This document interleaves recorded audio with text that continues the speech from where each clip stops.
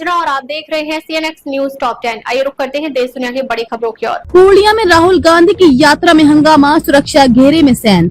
Voter अधिकार यात्रा के 8वें दिन पूर्णिया में राहुल गांधी ने बाइक चलाई। उनके साथ प्रदेश कांग्रेस अध्यक्ष राजेश राम बैठे दिखे।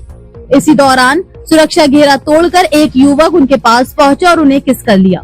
सुरक्षा कर्मियों ने तुरंत युवक को हिरासत में लिया। यात्रा में तेजस्वी यादव भी बाइक पर नजर आए और दोनों नेताओं ने रास्ते में ढाबे पर रुककर चाय भी पी। इस बीच अररिया में राहुल गांधी ने संविधान की कॉपी दिखाकर केंद्र सरकार पर वोट के अधिकार छीनने और अरबपतियों के पक्ष में नीतियां बनाने का आरोप लगाया।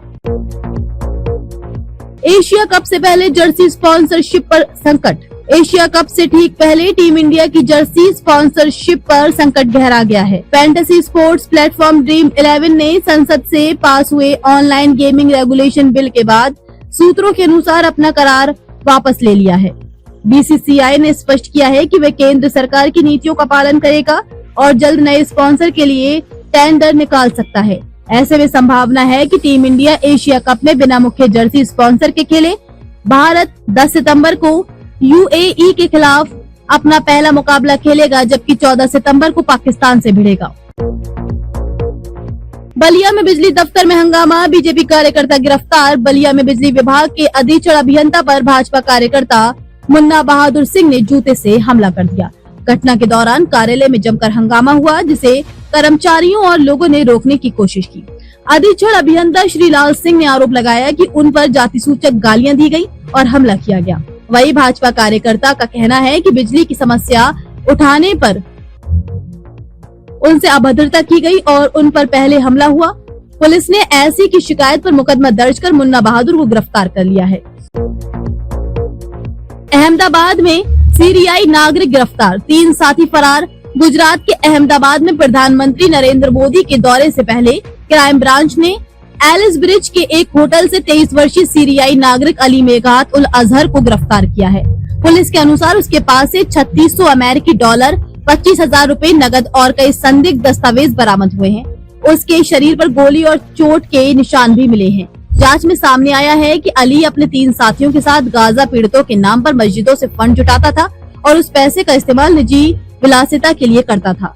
तीनों साथी फिलहाल फरार है और उनके खिलाफ लुक आउट नोटिस जारी किया गया है। मामले की जांच क्राइम ब्रांच, ATS और NIA की टीमें मिलकर कर रही हैं। नोएडा में पत्नी की हत्या के आरोपी का एनकाउंटर। नोएडा के सिरसा गांव में दहेज प्रताड़ना के चलते पत्नी को जिंदा जलाने वाले आरोपी पति विपिन का पुलिस एनकाउंटर हुआ है। पुलिस के अनुसार मेडिकल के दौरान वह भागने की कोशिश कर रहा था, तभी पैर में गोली लगने से घायल हो गया और उसे अस्पताल में भर्ती कराया गया। 21 अगस्त को विपिन ने अपनी पत्नी निक्की पर 35 लाख रुपए की मांग को लेकर पेट्रोल छिड़ककर आग लगा दी थी, जिसमें उसकी मौत हो गई। पीड़िता की बहन ने भी बचाने की कोशिश की, लेकिन उसे पीटा गया। घटना का वीडियो सामने आने के बाद परिजनों और ग्रामीणों ने न्याय की मांग को लेकर धरना दिया। फिलहाल आरोपी पति गिरफ्तार है, जबकि सास, ससुर और जेठ फरार है। पंचायत चुनाव में कांग्रेस बीजेपी के खिलाफ उतरेगी RLP। बेनीवाल का ऐलान। राजस्थान में पंचायत और निकाय चुनाव से पहले राष्ट्रीय लोकतांत्रिक पार्टी ने कांग्रेस और बीजेपी के खिलाफ मोर्चा खोल दिया है। जयपुर में सांसद हनुमान बेनीवाल ने घोषणा की कि उनकी पार्टी अन्य दलों के साथ मिलकर प्रदेश भर में रैलियां करेगी। बेनीवाल ने कहा कि युवाओं की समस्याओं पर कांग्रेस बीजेपी दोनों दलों ने कोई ठोस कदम नहीं उठाया है। उन्होंने सब इंस्पेक्टर भर्ती परीक्षा, पेपर लीक और फर्जी दिव्यांग सर्टिफिकेट से हुई नौकरियों की जांच की मांग दोहराई। बेनीवाल का दावा है कि पंचायत चुनाव में जनता कांग्रेस और बीजेपी को सबक सिखाएगी और RLP नई ताकत के रूप में उभरेगी। भरतपुर में धर्मांतरण के आरोपी में पादरी गिरफ्तार। भरतपुर पुलिस ने धर्मांतरण के आरोप में पादरी बजिंदर सिंह को गिरफ्तार किया है। यीशु वाले बाबा के नाम से मशहूर बजिंदर पहले से ही रेप केस में पंजाब की जेल में बंद था। प्रोडक्शन वारंट पर लाए जाने के बाद उसे कोर्ट में पेश किया गया और 15 दिन की न्यायिक हिरासत में भेज दिया गया। जांच में सामने आया है कि वह धर्मांतरण कार्यक्रमों की फंडिंग करता था, जहां महिलाओं और गरीब परिवारों को पैसे और लालच देकर धर्म बदलवाने की कोशिश की जाती थी। होटल में गुंडागर्दी करने पर कांग्रेस नेता गिरफ्तार। राजस्थान के बालोतरा में कांग्रेस मंडल अध्यक्ष ओम प्रकाश पर होटल मालिक और स्टाफ के साथ मारपीट और तोड़फोड़ का आरोप लगा है। बताया गया कि शराब के नशे में उन्होंने होटल में हंगामा किया और दुकानदारों को भी धमकाया। मौके पर पहुंचे पुलिसकर्मियों के सामने भी उन्होंने हाथ झटक कर बदसलूकी की। घटना का वीडियो सामने आने के बाद व्यापारियों ने विरोध जताया। इसके बाद पुलिस ने होटल मालिक की शिकायत पर मामला दर्ज कर ओम प्रकाश को गिरफ्तार किया है। पुलिस मामले की जांच कर रही है। मंडफिया में श्रद्धालुओं और दुकानदारों के बीच विवाद। चित्तौड़गढ़ के मंडफिया में श्री सावलिया सेठ मंदिर के बाहर श्रद्धालुओं और दुकानदारों के बीच बैग को लेकर विवाद हो गया। दर्शन के बाद श्रद्धालुओं को एक बैग गायब मिला, जिसके चलते हंगामा बढ़कर हाथापाई और पथराव तक पहुंच गया।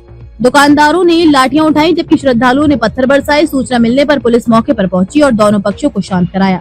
हालांकि किसी भी पक्ष ने रिपोर्ट दर्ज कराने से इनकार कर दिया। स्थानीय लोगों ने घटना पर नाराजगी जताई और श्रद्धालुओं से संयम बरतने की अपील की। राजस्थान में बाढ़ का संकट। सेना और एयरफोर्स उतरी मैदान में। राजस्थान में भारी बारिश से हालात बिगड़ गए हैं। कोटा, बूंदी, सवाई माधोपुर और जयपुर सहित कई जिलों में बाढ़ जैसे हालात हैं।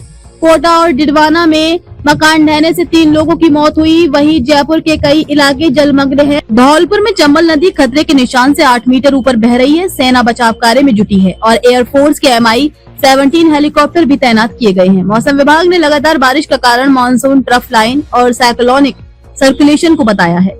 अब तक के लिए बस इतना ही। फिर मिलते हैं कुछ ऐसी बड़ी खबरों के साथ। तब तक के लिए नमस्कार और देखते रहिए CNX न्यूज टॉप 10।